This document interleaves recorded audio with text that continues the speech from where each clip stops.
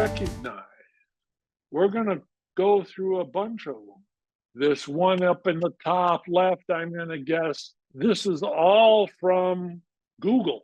This is Google Chrome, Google Gemini. This is Google's new search phenomenon. This is Google Drive, Google Cloud, Google TV.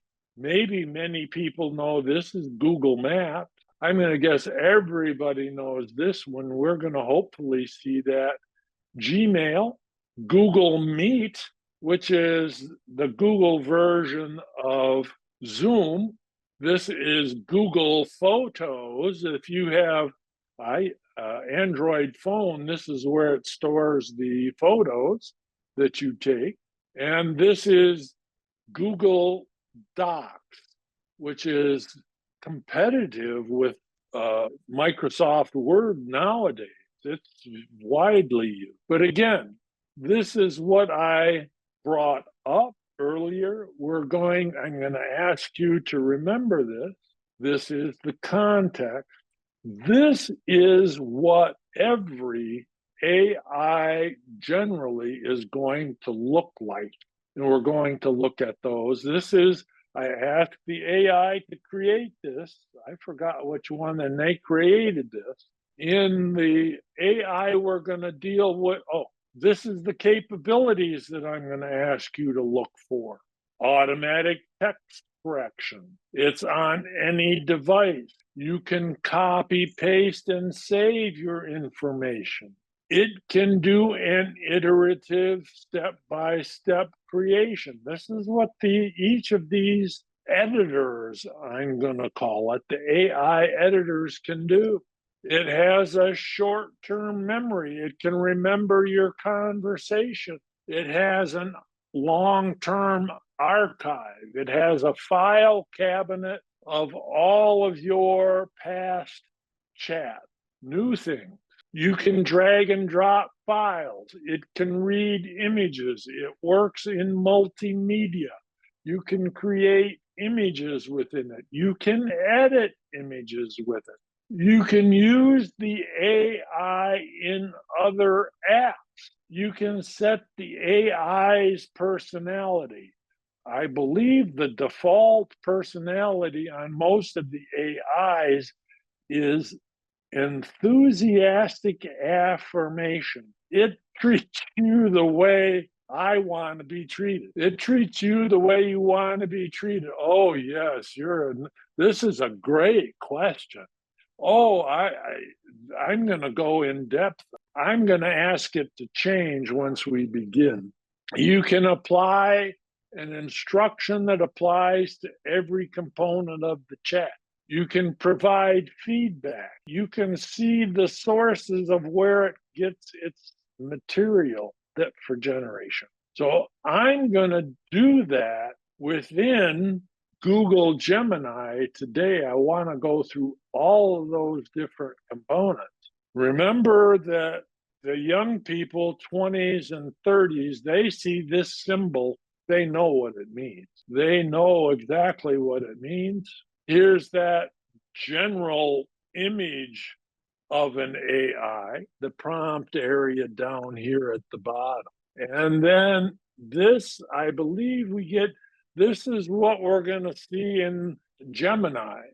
Again, I pay for Gemini now. It costs $20 a month, $250 a year, $240 a year.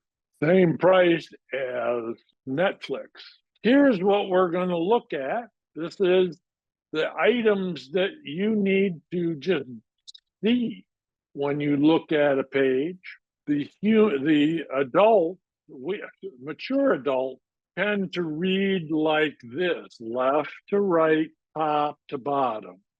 They go down, they process. Young people see the whole page holistically. So they know to look here, here, here. Notice this is the picture of the AI editor.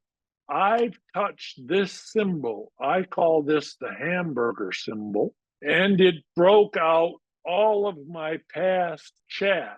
And I'm going to show this in just a second here. Notice down here, tools. This is a picture of the Gemini screen with 2 items expanded. Notice, and I apologize if there's anything here that is inappropriate. I don't think there is. And then these are the different tools that you can use. I've just found out that you can't use VO. I'll try it today. You can create image deep research, which is an in-depth examination. It will take 5 or 10 minutes to examine, and it will show you its thought. Canvas is if it writes something, it will present it on a different screen, so to speak. And guided learning, I haven't used that, but this is just a discussion of the different capabilities. This is the different ones on the iPhone.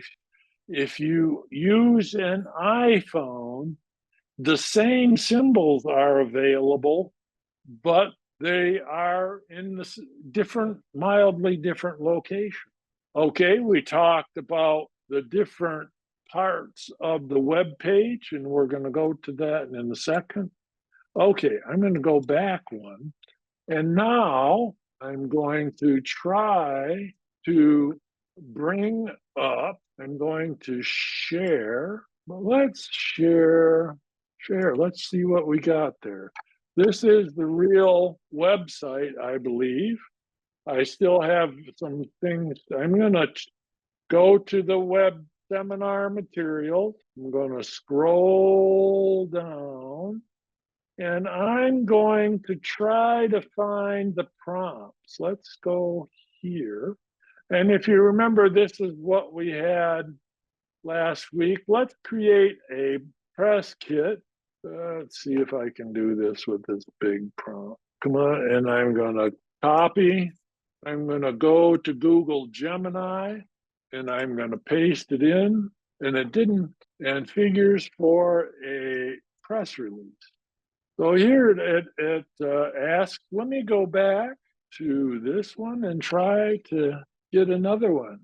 There, copy. I'm going to go to Google Gemini. I'm going to paste it in and match style. And I'm going to change the product to learner, mature learner seminars. So notice it's thinking. You can see it go through the process of thinking here. And notice that it's added the items in what this is actually just a whole plugin from Google Docs. This is, here's a roadmap. If you were going to go to a bank and make a presentation on a product you wanted to release, here you go. It's this is a full product roadmap for 3 months within.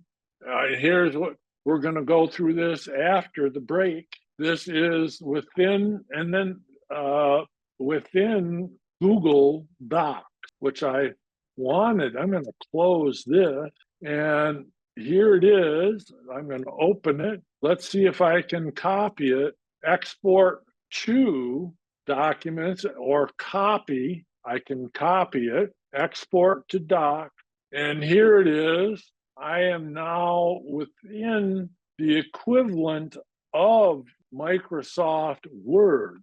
And here are the output. I would have to edit this, of course, and read through it. This is all of the information that I may want copied right into a word processor that I can then edit. Let's go back. Let's see if we can get a different prompt. Let's put together a slogan generator. Oh, that sounds real good. Oh, let's see. I have a little trouble with there. Copy. Let's go back to Google Gemini. close this. And I'm going to click here on the left side. Notice how it lists all of my previous conversation. I'm going to create a new chat. I'm going to watch what happens if I just put paste. Oh, it worked. That was okay. Let's put in for a new, the product is Mature Learner Seminars. It's going to generate, I hope, 10 catchy phrases, memorable phrases for my, oh, there we go, 10. So I can go out and sell this. Learn for the best of your life. Oh my goodness, I should sell that one. Lifelong learning refreshed. Oh my goodness, I should take these to OLLI. Ignite your mind. No quizzes required. These are pretty good. Where experience meets discovery. Should I make these? There we go. Make it a little bit larger. And what I also want to emphasize here is the information that I went through, but let's go look at, these are a black hole. I hate to admit this is what I do when I wake up in the middle of the night, is I ask about singularities and dark holes and how singularities, the dark hole, bends space-time. This is another, I'm in a class, right? I can go back and here's the one that I just did. Here's the publicist information that I just created. So the objective of this is to show you the information. I can open this, close this. Let's go down here. Notice that I have a canvas. That's what Google calls this side piece, where you can see the outside. Google calls this canvas. I call it artifact because that's the first time I learned it. A week from now or 2 weeks from now, we'll see in Claude this same phenomenon of the canvas. I'm going to close that. Notice there is the various tools. I don't think I can create with video yet. Oh my goodness, they just gave this to me. Dirac equation in motion. I don't think it's going to work, but I'm going to try it. Oh, it's going to take a couple of minutes. Any questions so far on this? Is within a browser here. Well, this looks very similar to the interface for ChatGPT, which I subscribe to now. Same price, $20 a month. My question is, it would not surprise me if Claude was very similar to this. And, in other words, how is an AI system going to be able to differentiate itself so that it is going to make the trillions of dollars that investors are hoping will be returned? Because right now this is looking like it's on the trajectory to becoming a commodity. Yes, although I think it was the notice I received after the morning paper. 1,200 people are being laid off from Meta, from Facebook, and it's in the AI division of Meta. They're letting go 1,200 people. My old time equation is $100,000 per employee times 1,200 employees. That's a lot of money.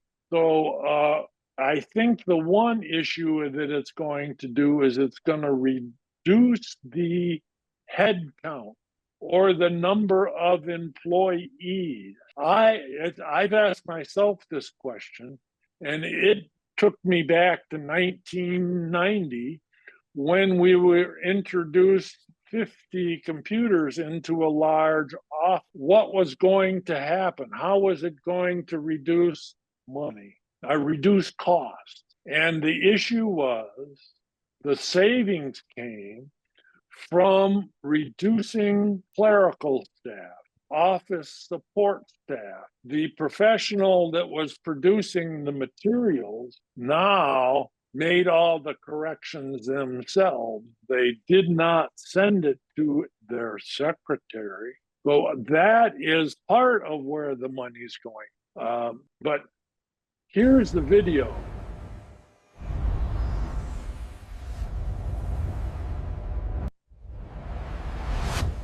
Yes, it has some sound to it. It's not too good.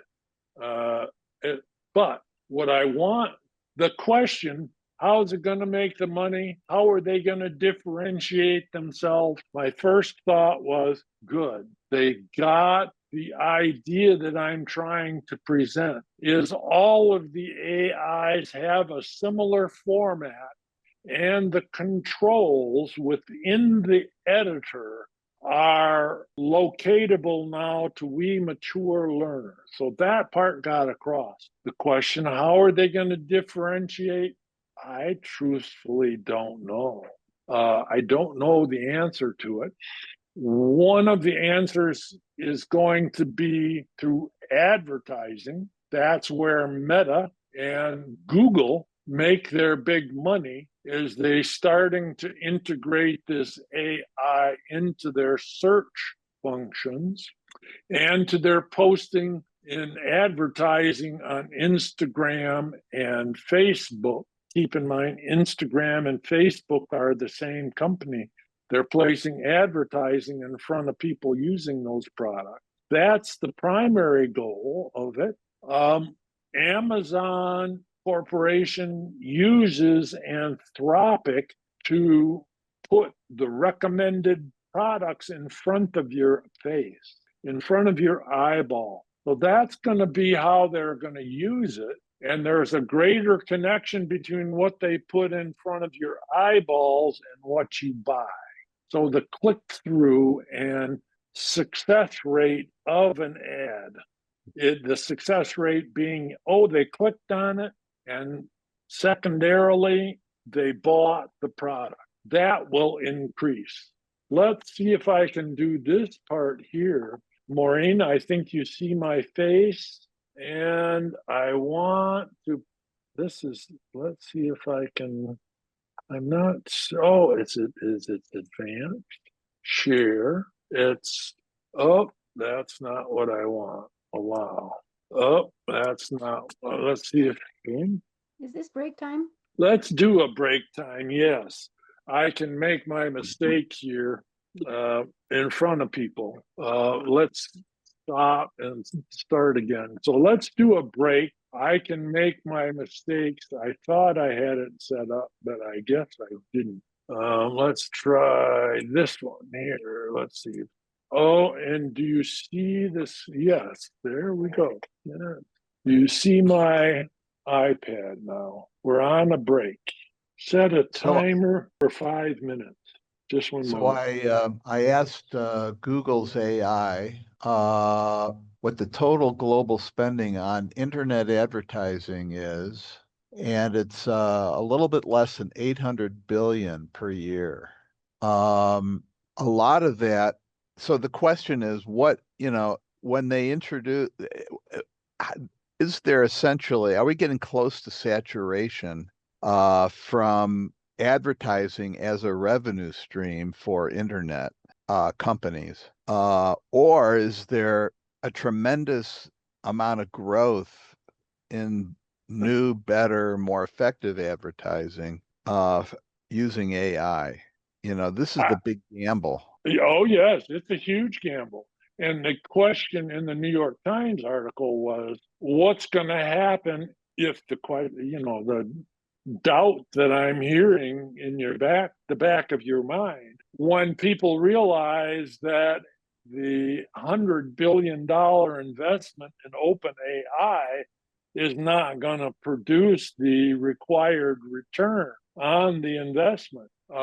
That's the huge question there. I think we can use the comparison with newspapers, magazines. Look at the way that the internet ate the lunch of newspaper. The newspaper advertising function has 50-60% of all advertising revenue now is online. Mm-hmm. So I think what they're going to start to do is to eat each other's lunch. So Yeah. Perplexity just released a browser trying to eat Google's lunch. Somebody else just released a new browser. Who was it that I think ChatGPT just released a browser where they are going to try to not supplement, but replace Google Chrome as the default browser, and that you don't go to google.com to do your search for information. You go to Atlas, I think was the name of the ChatGPT browser. And it's Comet is the name of the Perplexity browser. You're asking the exact correct question. Where's the money going to come from? And it's NVIDIA, which is a $4 trillion company, is going to sell their chip. They're going to continue to sell. So there'll be a return on their processors. What was the other one? Apple Corporation is approaching $4 trillion valuation. They're going to continue to sell their iPhones and iPads and computers. The question is Facebook still going to control the minds of people? Instagram? What was Oracle has just purchased TikTok for $100 billion, where they assume, Oracle, that they are going to get advertising volume from TikTok. I don't watch TikTok. I don't know anything about what's happening on TikTok, but it's the latest and greatest talk about out there. So let's go here. Let's see if I can get to my Touch ID. I have to, there we go. And I go to my browser AIs. And let's go to Gemini. So the question is, where's the money going to come from? And once we go back, we can go to Google just to show you what mine looks like. But the point that I want to make here is that on all of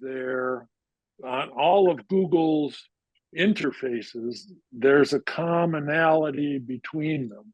I want to speak a minute to Carl's question about where's all this, where's the investment money going to come back? And I was listening to two financial guys. I'll have to look up the podcast. And they were saying it's the ancillary companies. It's the companies that are going to get the increased productivity and be able to remove employees, speed up their work, and the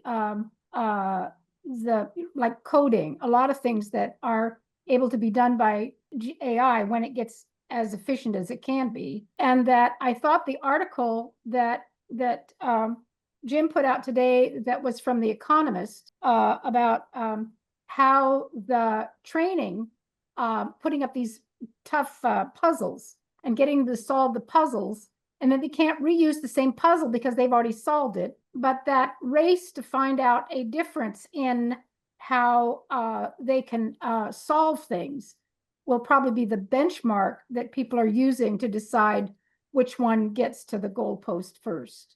Those are my two. Yes, the coding issue is producing results financially already.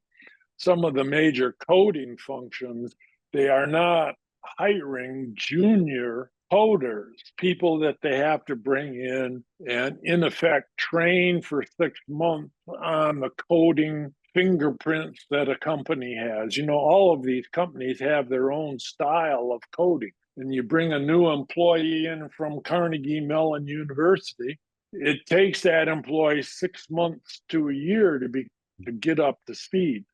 Those people are not being hired now. But I'm going to just quickly go through. This is on my tablet. You can see the information that I've looked up on this particular one. Here's the information. This is the emanation of plasma from dark holes. This is Hawking phenomenon. That's how black holes collapse. So you can get the idea of what. So this is information, and then I could have a new chat, close that down. I like this one. Let's see if I can do it. Say, is everything going okay on your side of the world, Google? Oh, just the usual tech stuff. Trying to keep up with all the latest trends. How about you? Anything exciting happening on your end? Yeah, I'm doing a presentation now on Zoom to about 40 people, 40, 50 people, and you are the star of that presentation. Wow, that's quite an audience. What aspects of me are you highlighting in your presentation? I'm really curious. What do you think we should present? Well, we could explore my ability to access and process information from the real world through Google search. Or maybe discuss how I can help with creative tasks like brainstorming new ideas or even drafting different kinds of writing content. What do you think would be most interesting for your audience? Well, right now, one of the topics of discussion is the difference between printed text and verbal or audio interaction with AIs. How is that different for the human mind in processing? That's a great question. When we read, our brains process information in a linear way, focusing on each word and sentence. But with spoken language, there's more emphasis on rhythm, intonation, and pauses. It's more dynamic, like a conversation. Does that make sense? Yes. Now, the final question here in our presentation to people is, are you able to determine the emotional content of my speech as I speak to you, or are you just looking at the text itself? That's a really interesting question. I'm able to analyze both the words you're saying and the way you're saying them, so I can pick up on the emotional tone in your voice, not just the text itself. And so an observation on the street, let's say, in public, the Russian government or the Chinese government could be monitoring what people are saying and the way they say it. That's a really important point. The ability of AI to analyze both the content and tone of speech raises some serious privacy concerns. It's definitely something we need to be mindful of as this technology develops. Thanks, I'm going to go here. So notice in the background there that this is what it spoke. This is the conversation that we just had with the AI. I wonder about its ability to assess the emotional content of speech. Or does it has a camera and it can see my face. Can it determine from the nuance of my expression? That's a question that I have. Let me see if I can just very quickly bring up the phone. What am I? Oh, let's go on the Wi-Fi JM-Pan. Let's see if I can share now my iPhone. I may not. Oh, let's see here. Not seeing your iPhone. Just one moment there to James Mac Studio. And now you're seeing it. This No. is, oh, you're not seeing it? Nope. Let's try once more. My bad. Let's see if it's the same one here. Nope, that's the iPad. And this will be the final attempt. Nope. You're not seeing it now, eh? Nope. Not seeing it. Oh, my bad. Well, just